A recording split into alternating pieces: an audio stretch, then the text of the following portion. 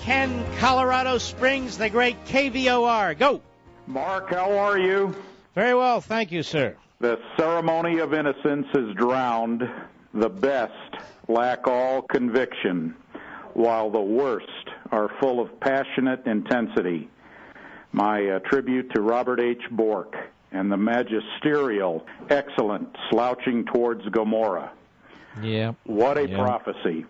I called you, Mark, to ask you, I think you know very, very well the liberal tactic of changing the language. But here in Colorado, do you know, and do the reader or the audience understand the term universal background check? What does it mean in Colorado? Go ahead. Mark, you and I decide we're going to go out shooting Saturday. You bring along 3 handguns, I bring along 3 ARs. Mm-hmm. At the range, I say, Mark, you need to try this weapon. You say, I'd love to. At that moment, I go ahead and have to perform a background check before I hand you the weapon. Mm-hmm. I have to pay $10 to go ahead and have that conducted, whereas before it was paid for by taxes to our own state. When you finish using the weapon, you have to perform a background check on me to hand it back. If I depart for a business trip and I leave my wife a handgun or 2 or a shotgun, I have to perform a background check on my wife in order to leave her in custody of the weapon. If my son and daughter-in-law come over and spend the night in order to go ahead and keep her company and protect her, and they use any of the weapons in our home or are about to, they have to have background checks performed on them before they could use any of the weapons we have here in our own home.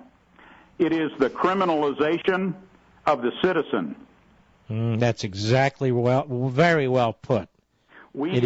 That's very well put. What was right before they passed that law and that doofus governor signed it into law, an act of liberty with a 200 and some more, actually a tradition older than the government, suddenly becomes a crime. Correct. Mm-hmm. The simple ability to now, some of the impacts when you think of this, say your son and your daughter, we've listened for a while, we understand those two go and decide, Dad, we're going to go to an NRA shooting course. Do you know that the instructor, if he brings weapons, as many do, for the people to go ahead and use and make themselves well familiar with a type or class of weapon before they purchase, now has to perform background checks on all of his students prior to lending them for the purposes of a class. So the whole point is, isn't it, as a practical matter, to really make it so administratively complicated to, number one, stop people from doing it, and number two, to keep track on virtually every time a gun changes hands. Yes.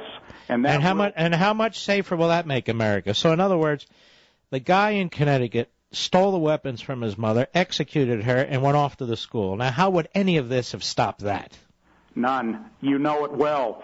The criminal, a guy here who was released by mistake, the governor is now shaking, dancing in his boots for the fact that by a parole violation of his records by the clerical clowns up there, they released a guy 4 years early, got out with a weapon purchased by a clean customer with a satisfactory background check, just killed our Department of Corrections chief here in this state, had to be gunned down by sharpshooting good lawmen in Texas.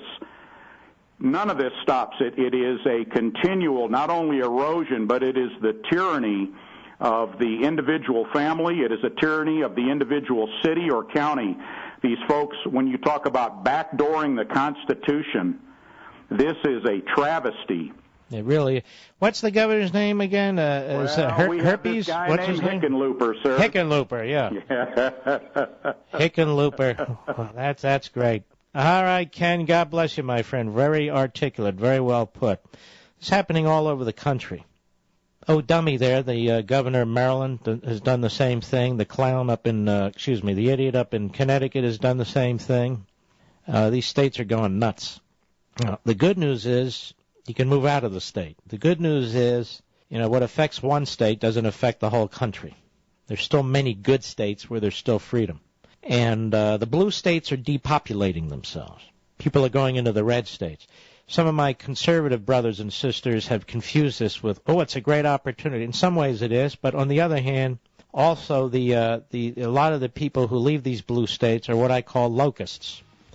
They come into the red states and then they chew them up too. Come into the red states and vote liberal. How stupid is that, by the way?